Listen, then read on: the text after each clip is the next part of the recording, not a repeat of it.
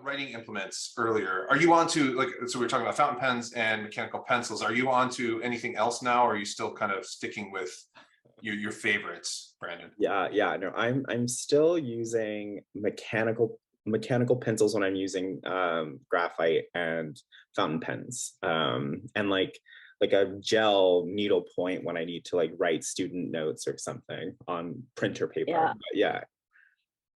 Okay. Nice. So are you, so it's mostly like unlined paper that you use? Because this is an important question too. I don't think we talk enough about paper. We talk a lot about writing implements, but. And you know a lot about paper because you just bought a fancy ass notebook that Gwyneth Paltrow also has. Yes, I got the what is it called? The Smythson Smythson Panama, I think it is. And it's beautiful paper. Although honestly, so what's funny is I was in London last month for like a book press thing, and I was talking to all these like really wonderful British booksellers and book people about stationery, because like that's one of my passions at the moment.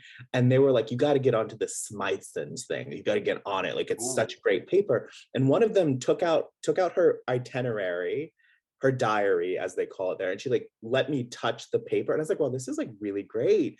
And she goes, yes, it's so expensive, but it's so worth it. It's like excellent paper. They are like, for a long time, they were the Queen's stationer. So they did stationery for the Queen. And I was like, oh my God. And I looked it up and I saw how much it was. And I was like, no way. But then cut to like this month, Gwyneth Paltrow.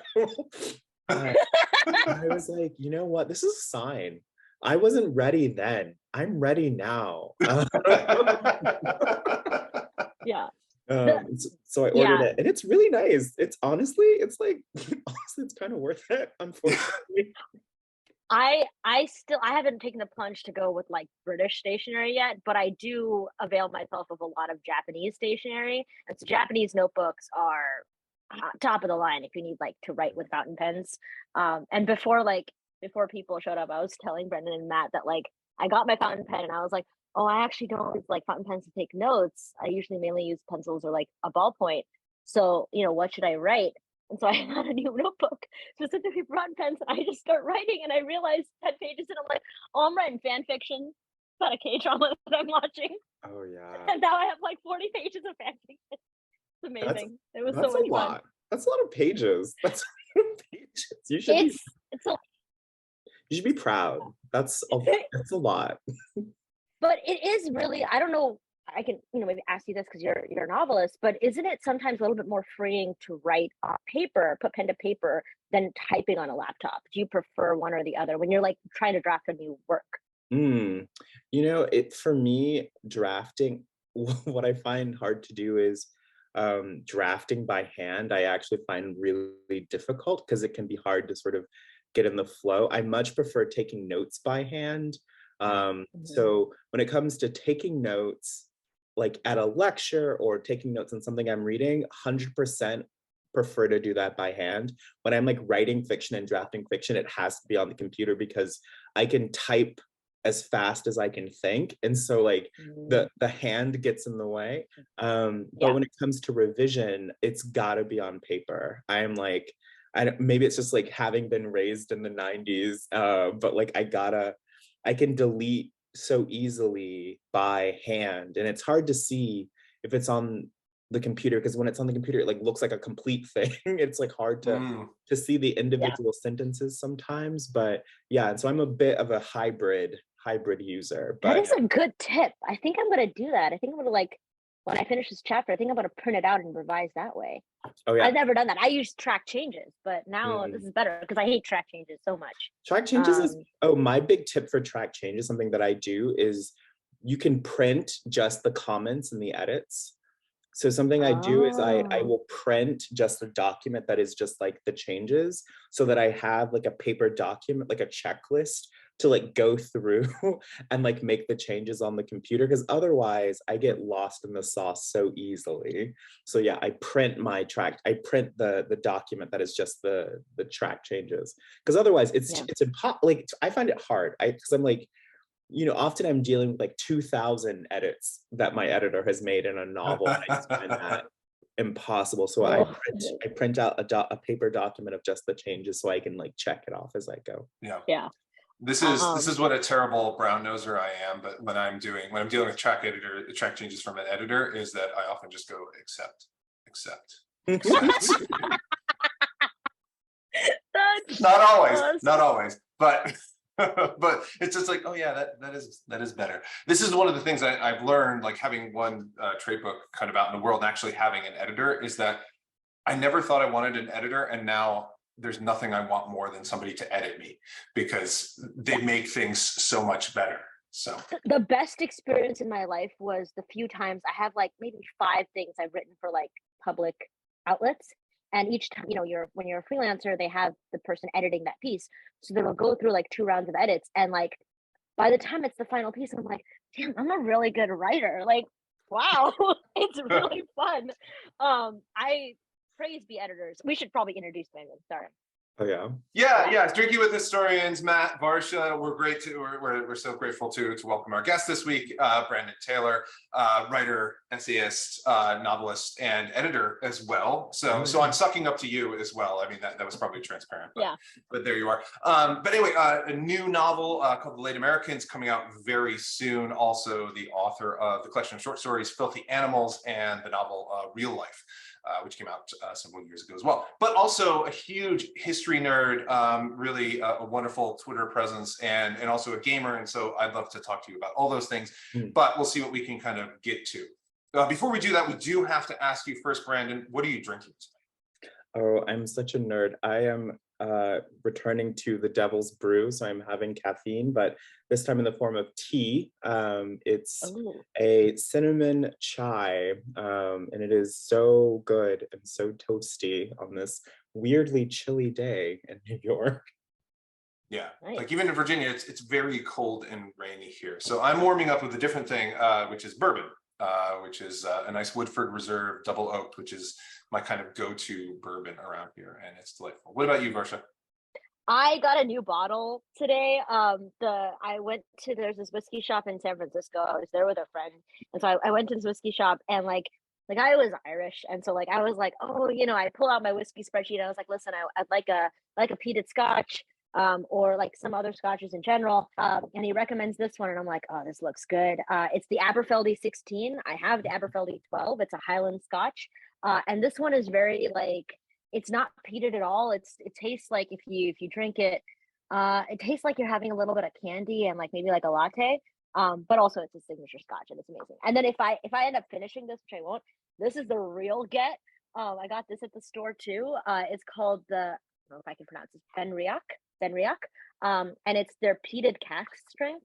But the reason I got it was the Irish guy was like, yeah, this is 60%, and I was like, yes, it's like 120 proof. I'm so excited. One of the joys of hosting the show with you, Varsha, is the way that I see you look at your bottle of whiskey when you are introducing it. Is just I long someday for somebody to look at me like that way. Yeah, it's just it's really weird, like you're a child for the first time. I don't know if it's very healthy, but anyway, the Aberfeldy is amazing. It's delicious. Yeah. If you want a Scotch that's under $100, it's a good one to get. Yeah, we should all have such joy in our lives. So agreed. Yeah, there we are. So we did have a really quick question, Brandon, if you don't mind me asking. Somebody wants to know what, if you know the brand of the tea that you're asking, because somebody said that sounds amazing. It's something Brothers. Is it like not Carney Brothers? Something like that. It's like some British. I'll look it up. Is it Harney and Sons? There it is. That's the one. Harney and Sons. Harney and Sons makes really good tea. So if you want good British tea, you want to drink like a colonizer, get Earl Grey Supreme from Harney and Sons. Sorry, that was mean. That was rude of me, but it's true. Can confirm it is quite good. I feel quite colonized. Drink like a colonizer. Drinking with Historians, drink like a colonizer. I mean, not true. not incorrect. I mean, in fairness, right? So on that note, so thank you so much for joining us. One of the things that I wanted to ask about is the way that history or kind of just your interest in history kind of informs like your fiction writing. Because oftentimes, I mean, the vast majority of the people that we've hosted on here have been kind of academic historians or even just kind of enthusiasts who've written popular books specifically on nonfiction. But the majority of your output obviously is fiction. So I'm thinking, for example, like of the story in Filthy Animals and of Cleves, which is about kind of, I mean, this really kind of lovely story about this relationship, but it's about like kind of the wives of Henry VIII at the same time. Like, did you have kind of a process that like, do you have specific things in history that particularly interest you, that inspire your stories? Or is it just kind of kismet when these things tend to happen? Well, with that story, it was, it came from the fact I was sitting in Prairie Lights, which is the great independent bookstore in Iowa City. And I was thinking, you know what? Like, what if someone was on a first date and they were like, which of Henry VIII's wives do you most relate to and why? Like, that would tell you so much about them. Yeah. But it would also be like a really weird question to ask. Like, it also says a lot about you that you are using this to divine what kind of person of like your date is. And I was like, wow, someone should write that story. And then I was like, I should write that story. I went home and that story came in like one night, which they almost never do. But it really, and I feel like the way that I arrived at, being a person who would write such a story is that I recently not recently, I guess, like when I was in graduate school, I spent a lot of nights alone in the lab, like pipetting and doing science experiments. And one of the things that I would do is I would listen to audiobooks. And for a while, I listened to like gay romance novels. But then I got kind of tired of like gay romance novels. I love them still, but I was like, there are only so many iterations of like gruff man, slightly less gruff man, fall in love. And so I listened to this really great biography of Queen Victoria by A.N. Wilson. And I really, really liked it. And I was like, oh, yeah, I really like history. Like, why am I? And so it started this like long march of just like busting through like dense history like audiobooks and it just, I don't know, it started there. And so now when I'm sitting down to write, the things that I'm drawing on are like my interests in contemporary life, but also like it's sort of funny, like the 30 Years' War is like a kind of funny global conflict. Like it has all these like weird things about it. And it is funny. I'm not gonna lie, when I took my first year in history class, we're learning about the Protestant Reformation. And the teacher, because I'm not Christian at all, I wasn't raised anywhere near the mythology, so I don't know anything in 10th grade, right? All I know is that Judas betrayed Jesus. That's all I know. And the teacher starts talking about transubstantiation, and I literally was like, "Are you being serious right now? Are you actually being for real? That's why they're fighting."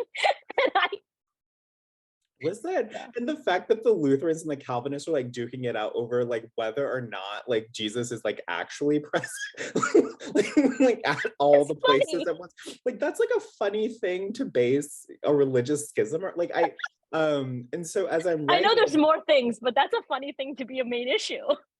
I mean, it's kind of funny. And so I started writing about that. Like I found it entering my work more and more. And so it started with Anne of Cleves. And with this new book, The Late Americans, like there's this guy who like is obsessed with writing poems about Alsatian nuns during the 30 Years' War and like French Protestants like sending their kids down rivers and barrels. And he's like writing all these sonnets in the whole book. And so like his whole storyline is like based on the fact that he wants to write poems about history and like nobody's into it. And then I have, like this last book I just finished over the summer called Carson, like it has all these like incredibly ridiculous chapters, like chapters named after the Peace of Augsburg and Sola Fide and modernism and all these other things. And so I find that like history becomes, I don't know, like a theme that I'm interested in exploring, like using that to tell me something about the characters, like the things in history that those characters find funny also tells me something about them because, you're a very particular kind of person if you find the Duke of Warwick's plight like deeply hilarious in the Wars of the Roses. Like, if you're the kind of person who finds that amusing, like that tells me something about you, right? So history is, I don't know, it sort of by accident I became a history enthusiast, and slowly it has found its way into my fiction as well. I think I mean, that's such an interesting point too, because I think that's something that gets lost oftentimes when historians, when teachers kind of talk about the past, is they treat it as fundamentally serious. Like this is important. Like this debate over transubstantiation really matters, and it does.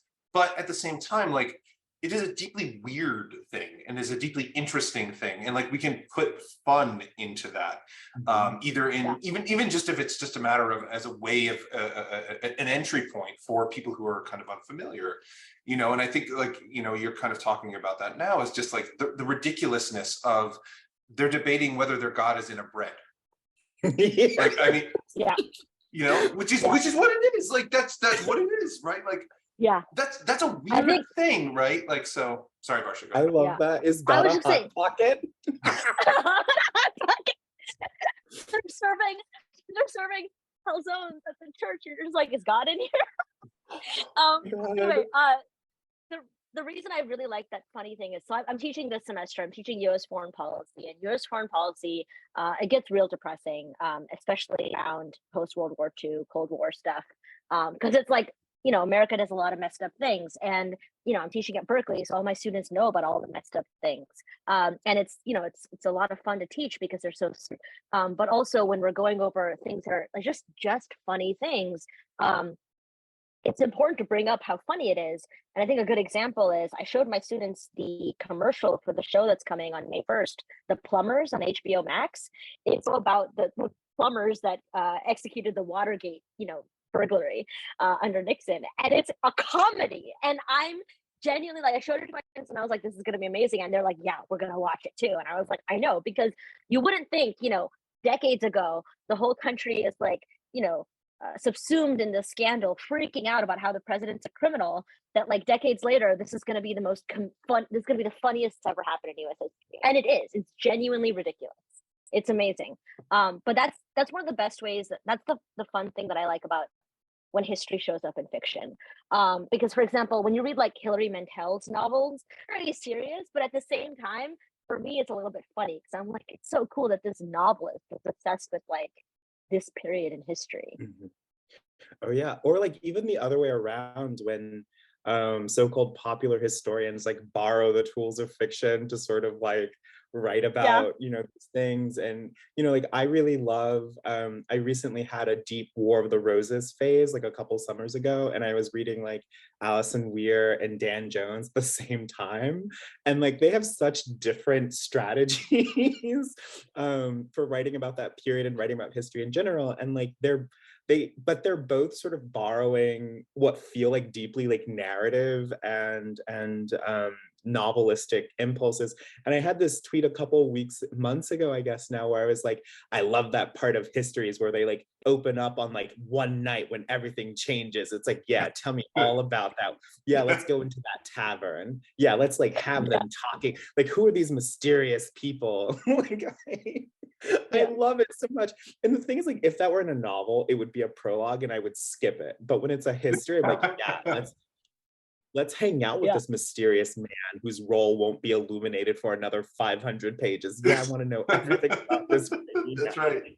Yeah. That's actually the only way I was able to, the only thing I was fully able to understand in my early American history seminar. I'm really bad at being an early Americanist. I find it really confusing and difficult, even though it's really interesting to me, was Pauline Mayer's book, Ratification, because it's like a massive book and it goes into the detailed stories of every single state and how and why they decide to ratify the Constitution. And it really makes you feel like you're in their shoes. And it succeeds in fulfilling its argument, which is actually, we could have been in a situation where we don't ratify the Constitution. We stayed with the Articles. So those are the best. I agree. Those are the best kinds of history books. It's cool that people like those too. Yeah. Oh yeah. Oh, I can't get enough. It's such a cheesy move, and I'm like, yes, it works on me 10 out of 10 times. Open on a dark and stormy night. I am in there for the whole thing. It's such a historian's crutch too, right? Like the compelling anecdote that you open the thing, like you said, and then it kind of opens up into this one night in this tavern in Bavaria will change the course of history. right? Like, but then, you know, and I think when people do it, when historians tend to do it, is they think like kind of like you said, like they're kind of borrowing the tools of fiction. But it's really interesting. You said like a not like in many novels, like this is kind of an anecdote at the beginning that is so cliched that you kind of want to skim by it.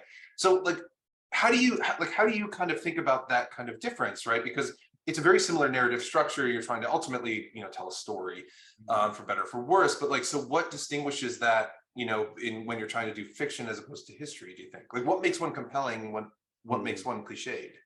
You know, that's such a great question. I just started reading, I guess I'm in a Protestant Reformation phase in my reading, because I read that really great book, Heretics and Believers, and then now I just started one called Dissolution of the Monasteries, and it opens like on a dark and stormy night in a monastery, Yeah. things that will come to alter the face of Christendom.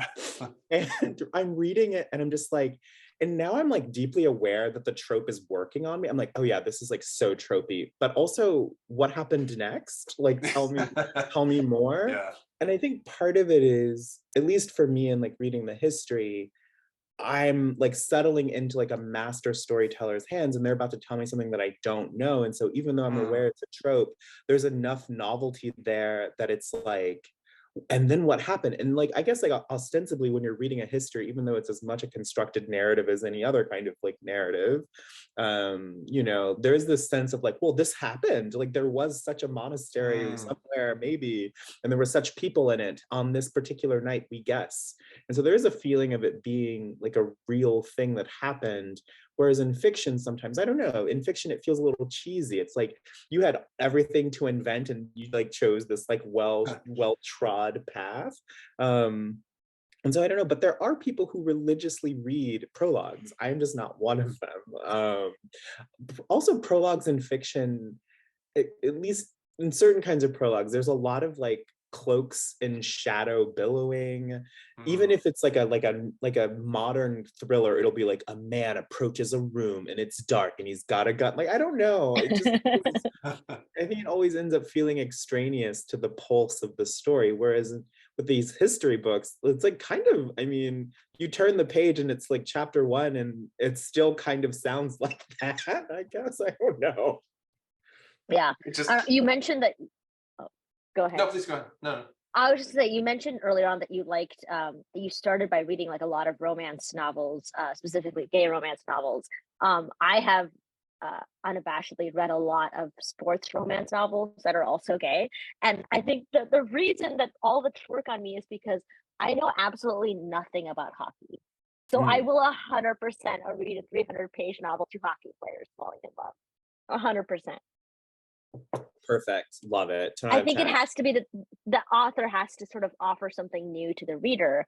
And that's why historical fiction works so well. Because I have a couple of friends who read a lot of historical fiction romance. And one of them is a historian. And so like the reason she loves it is because there's new information there that it's clear that the author did a decent amount of research, as well as there's a lot of like, you know, tropiness there that just works on you. So yeah, I find that interesting.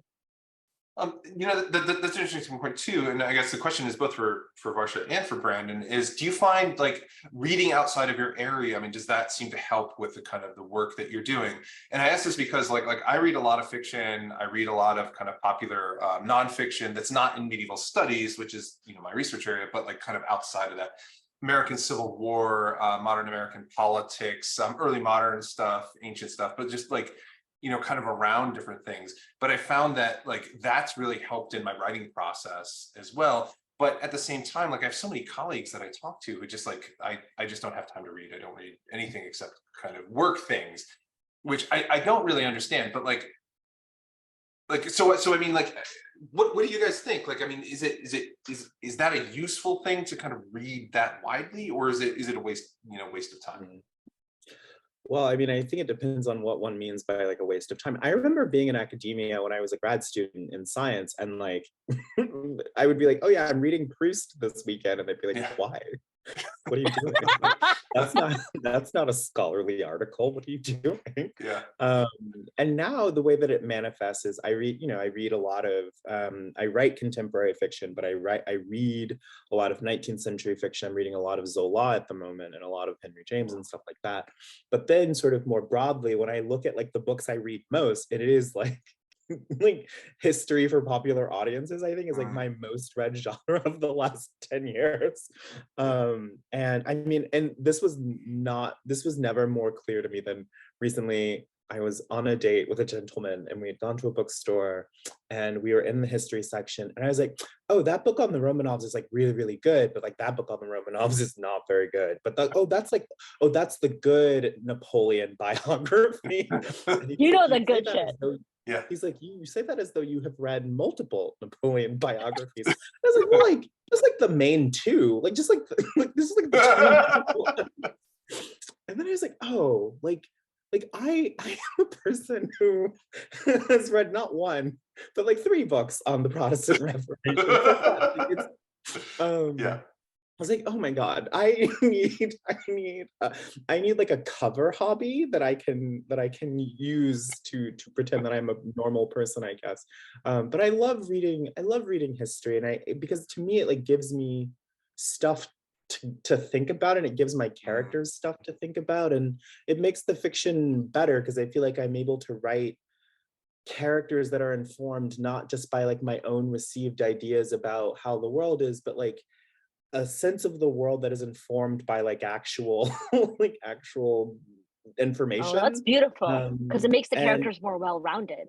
Right. And like, it's one thing to like write a character who thinks they're a socialist and to not know anything about the history of socialism, and it's another to write such a character and have that be informed by the knowledge of like just like even American East Coast socialism. Like even that sliver of context is like deeply informative for building character. So I try to read widely, but it's not like a thing I'm going to read widely. It's just like I just try to satisfy my interests, and it all finds a way in eventually, I think.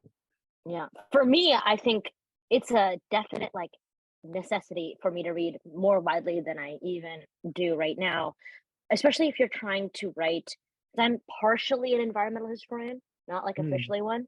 And so should like people who write a lot of like science essays, reading those are like really useful because they pack a lot of information out for the layperson about science that like only, doctoral students in environmental studies would really care about, and they pack it in really well. And like you mentioned, like before, they really know how to tell a story. And I think that's really important.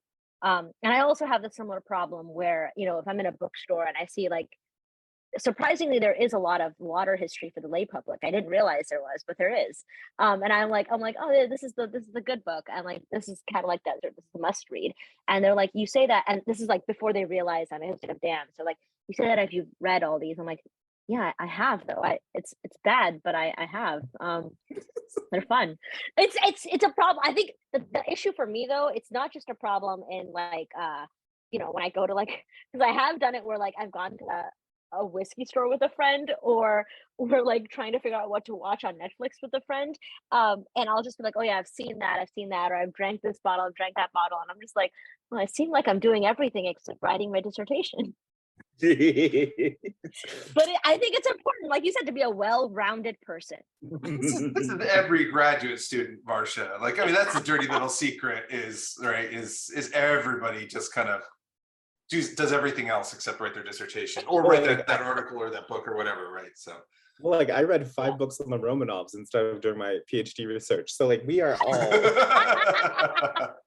Wait, so your PhD was you were going to do a PhD in biology, chemistry? Biochemistry. Biochemistry. Yeah. And instead, late at night, I'm like doing pipetting and I'm listening to like 24-hour books on the dynasty of the Romanovs or Catherine the Great, or another book on Catherine the Great or something like that. I'm sorry I didn't end up becoming a doctor like my mom, a medical doctor like my mom wanted me to, because I have flashbacks, like war flashbacks of titration from chemistry. Like the biology classes weren't hard. It was that one titration where if it gets too pink, you've screwed it up. And I'm like, then why don't you tell me how much of the thing to put in? I don't understand. It was Well, the you've worst got to experiment figure ever. that out. That's why you're doing the experiment. That's a horrible experiment. Yeah, well, such as it is. See, the secret is to have no inclination and no talent at all, and just start reading, from the beginning, and that's the real key. True, so but true. It is, yeah. It's so. I don't know if this is too personal or too in the weeds, but how did you make the switch from biochemistry to novelist? Was it the Proust or was it like something else? Because like your last novel, it was like, wasn't it longlisted or shortlisted for like the Booker? Mm-hmm. Like, how'd you make the switch? Well, so I mean, I was always writing, but I didn't think that I would be a writer. I thought I would be like a biochemist, and my goal was to cure Alzheimer's. So I was doing a PhD in stem cell biology and stuff like that. And I don't know, like I think, it just got to a point where, and you probably know this better than I do, maybe, but you get to like fourth year, fifth year, you pass your prelims, and it's time to like put up or shut up, like, and my experiments weren't working, and I was really frustrated. I was at audins. My advisor was at audins with me, and she was kind of like, if your experiments don't get it together in the next few months, I think it would be best if you find another lab or something like that. And I was like, well, I left that meeting, and I was like, I should have a backup plan. So I printed out like 3 short stories, and I mailed them to the Iowa Writers Workshop. And when I got home, I sent in the rest of my application. I was like, okay, this will be my backup, but like, I don't want to leave science because I'm being forced to leave. I really want to leave on my own terms. So I'm going to like knuckle down. And so for like 3 months, I was like in lab every day, like doing everything I could. And later I found out that like some of that was like not my fault. Like there was maybe some interference from outside sources, let's say. But the experiment started working miraculously. And I got into the Iowa Writers Workshop, and then I had to make this choice of staying and finishing my PhD and going to pursue writing. And, I felt like, I can imagine my life without science, as difficult as that would be, but I couldn't imagine my life like without writing, because like writing was really how I figured out like what I thought, and it was how I made sense of the world.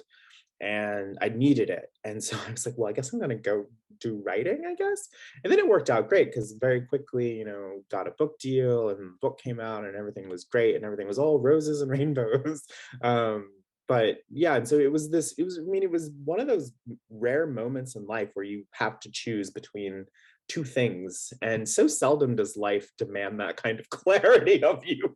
Actually, like, it's very seldom does life be like, hey, branch in the road, pick one. It's actually kind of rare, I've found.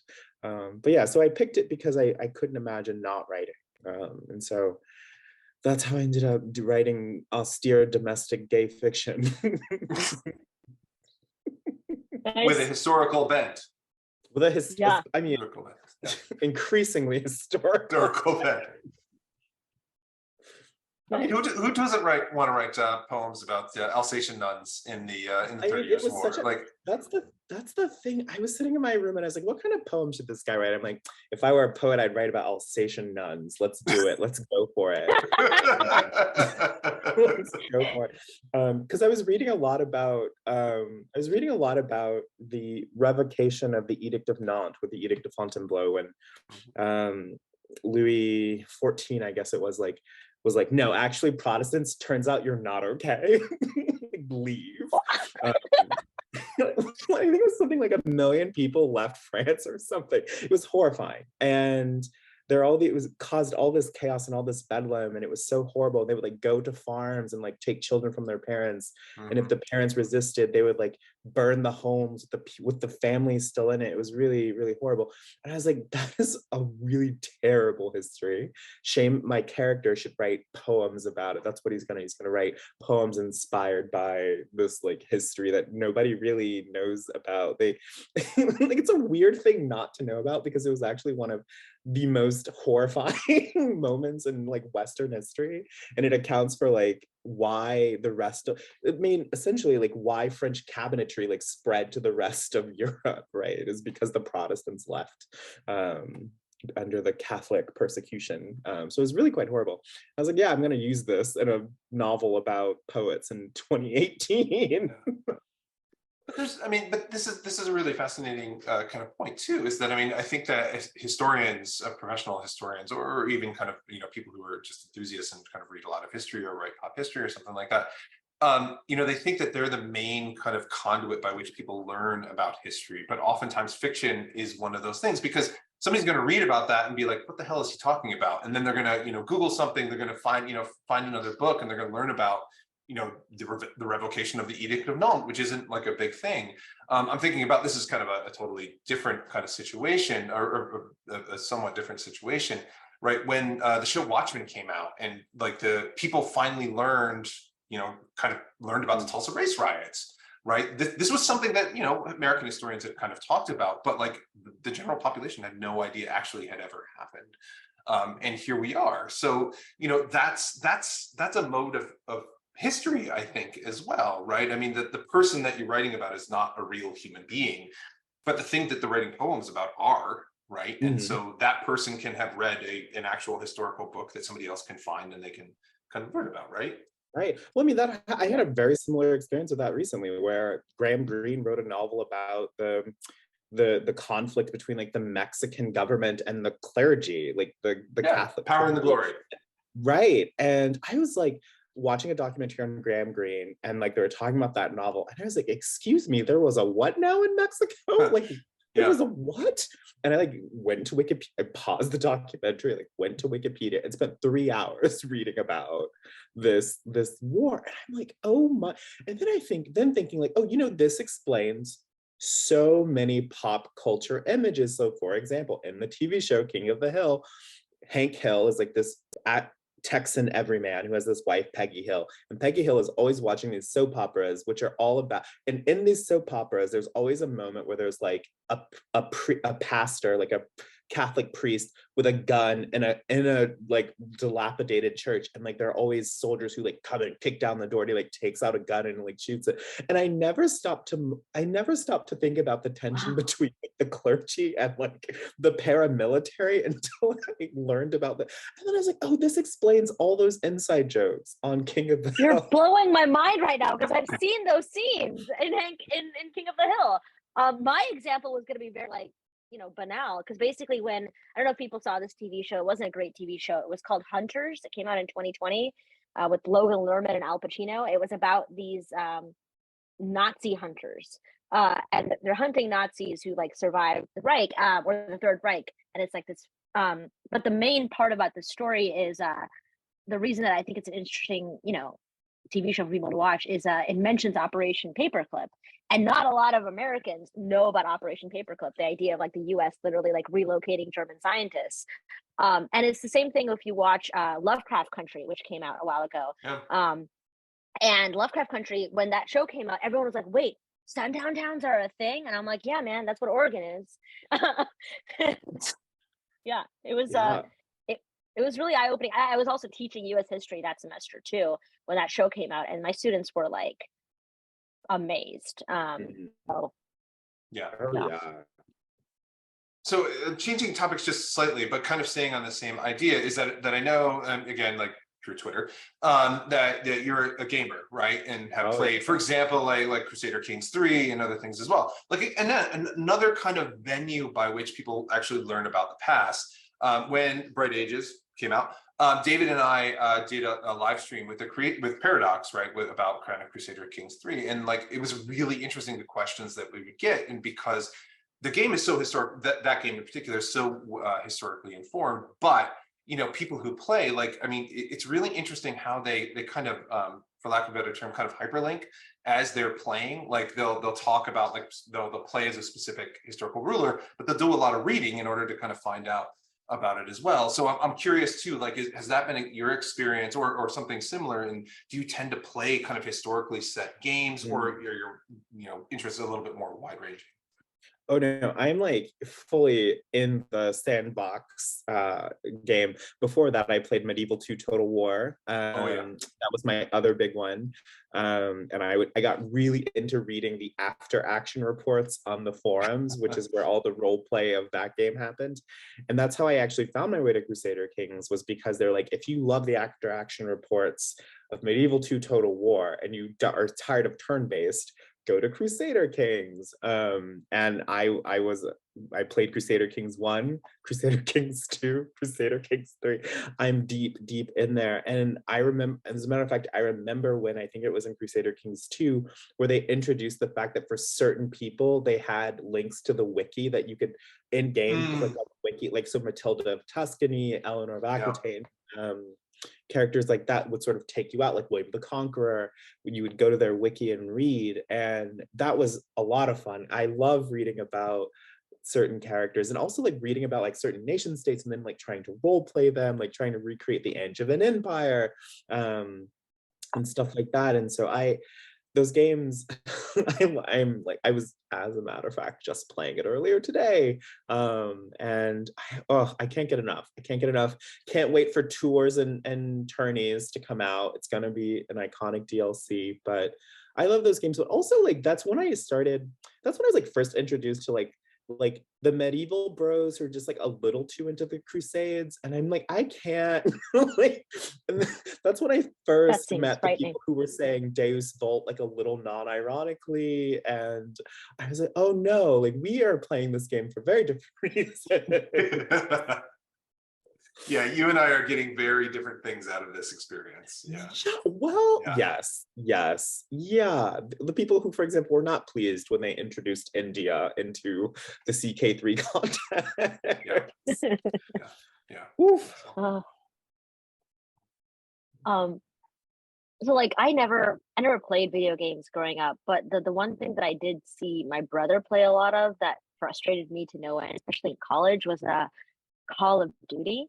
Because they have just like a lot of different history types, and I was just like, this is not the best way to learn about the Cold War. And then most recently, I think they have one on the Iraq War. I'm just like, I don't think people should be playing this.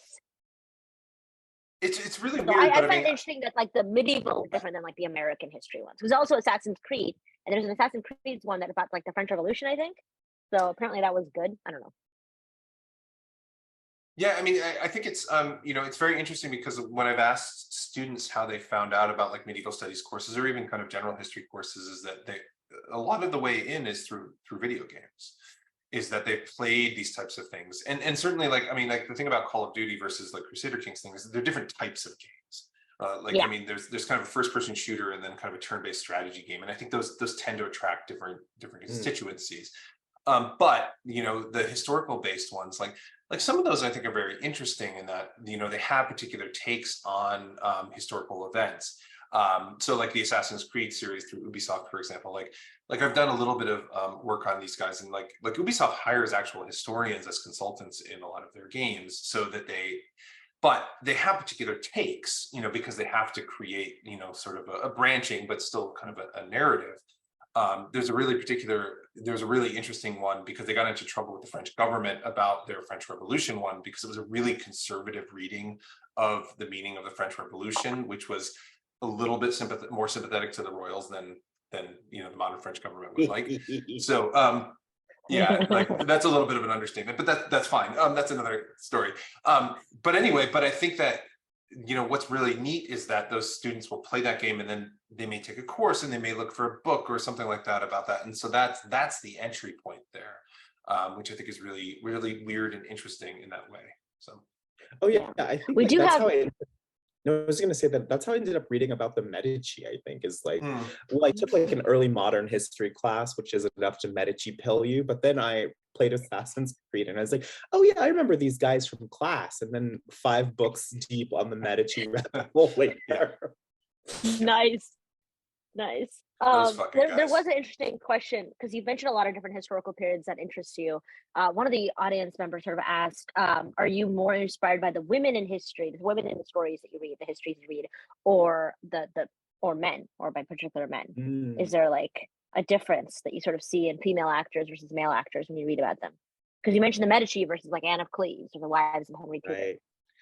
Well, I mean, I think that I think it's maybe impossible to generalize, but I do think that the way that historians, at least the historians that I'm reading like a very particular subset of like people who are publishing in like the 2000s and the 2010s and the 2020s, the way that they approach like women's subjects in history is like very, it's not quite like girl bossy, but there's something like girl boss adjacent to it that I find sometimes really funny and like sometimes not very funny. But then you have people like Alison Weir, who I think does like a contrasting someone like Alison Weir and Nancy Goldstone, who have like very different approaches to like writing about women in history, but who are both sort of dedicated to writing about the women who were as much a part of that history as the men who are typically focused on, right? And then you have someone like a Dan Jones who is approaching women's subjects as well, but like from a very different, that's like not his like main focus or the main thrust of his books, let's say. But then you have someone like Carolee Erickson, who wrote like one of the best books on Catherine the Great out there, right? And so I do find it interesting. I think for a long time that when women were focused on in his popular histories, it tended to be like the big women, like the Catherines and the Victorias and the Elizabeths and the Marys and the Elizabeth Woodvilles of the world. And I think what we're seeing now is more and more kind of like niche history, niche focus on like women in industry, let's say, or like women artists. Or there was that really amazing book, Husband Hunters, which was about American women during the Gilded Age who were sort of going abroad to marry into the British aristocracy because their wealthy parents were horrible, right? Like you're getting more, I think, like subject-based histories rather than these like deeply sort of like portrait of one person kind of histories when it comes to books about women these days, which feels like part of a broader trend in popular history. But no, I mean, I love reading it all, but I have, most of the standalone histories I've been reading have been about women. It's true. I don't read so much about Napoleon these days. Yeah. Sorry, go ahead, Tarsha. Oh, I was just gonna say the main question that I wanted to ask that I didn't get to ask so far is that you are a big Jane Austen fan, right? Oh yeah. Because I am as well. So I was just wondering when you're reading your, the classics like Jane Austen and stuff, how do they sort of factor into your respect or disrespect of like certain tropes? Because I think one of like the best things that I love about Jane Austen is like Pride and Prejudice, as well as Emma, as well as all their books, sort of have like so much staying power in the modern rom-com world. So I was just wondering how Jane Austen and other writers who write like that, like North and South, for example, sort of factor into your reading, into your writing and reading. Oh yeah, Jane Austen is maybe the writer who's influenced me the most out of anybody. I love her books. They're so foundational to me. Persuasion, I think one of the great novels ever.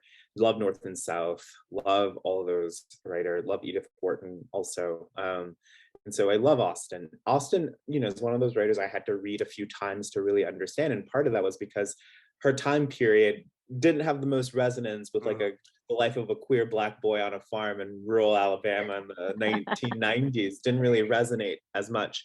And I had to read in order to have access to what Lionel Trilling in his essay A Sense of the Past calls the hum and buzz of implication that is like that makes up the context of a book that has become like a historical record. But once I got in there, I was like hooked, could not get enough. I'm like, yeah, let's go to these cottages. Let's cause chaos. Elizabeth Gaskell, oh, what a queen, what an icon. But yeah, I love the classics and they absolutely inform my work. Those are the kinds of books that I want to write. I want to write books that make readers feel like how I feel when I read Henry James or Jane Austen, kind of. Yeah. Sort of kind of related to that, we have another great question. I'm actually going to combine two of the questions from the audience is, so, so if we were going to get an epic Brandon Taylor kind of Twitter thread, who is the messiest, your favorite but messiest historical figure that you've read about? Oh my gosh. Oof. Okay, I think I've been thinking about this, actually doing a thread on this person for a while. I think Richelieu, like Cardinal Richelieu, yes. what a mastermind behind some of the worst things to ever happen to a person. Like, he's so messy. And of course, people like know him. Like, he's not like an unknown. But like, I think that he does not get the credit he has earned for masterminding some of the greatest catastrophes in Western history. He talk about messy. That man was messy, so messy and so ruthless.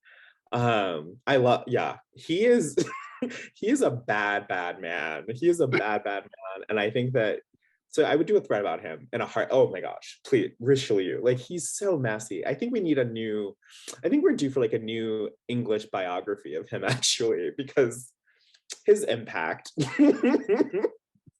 For me, all throughout high school and for most of college, the reason I was obsessed with the French Revolution, besides, the terror and all the other reasons everyone's obsessed with the French Revolution, was because Talleyrand. I was obsessed with Talleyrand. Talleyrand is like a Richelieu type figure.